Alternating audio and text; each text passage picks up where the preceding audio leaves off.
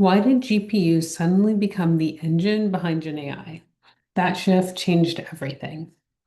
Hi, welcome to another episode of the More Minute. In the past, I've shared a lot around GenAI at the application level, use cases, deployment, business value, thinking about things like enterprise data lake houses. And this year, I'm really going deeper into exploring the infrastructure stack that actually powers GenAI, starting with GPUs versus CPUs.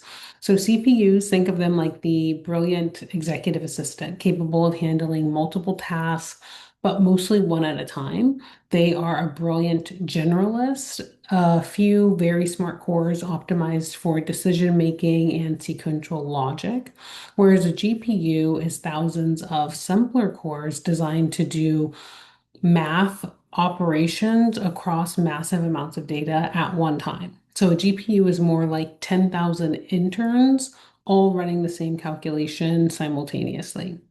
AI boils down to massive matrix multiplications. So this is repeated math at scale. And that's exactly what GPUs are built for. GPUs don't replace CPUs though. The CPU is the coordinator. The GPU is like the workhorse that is the accelerator. So CPUs decide what needs to happen when they send the large math jobs to the GPU and it handles the orchestration and control logic.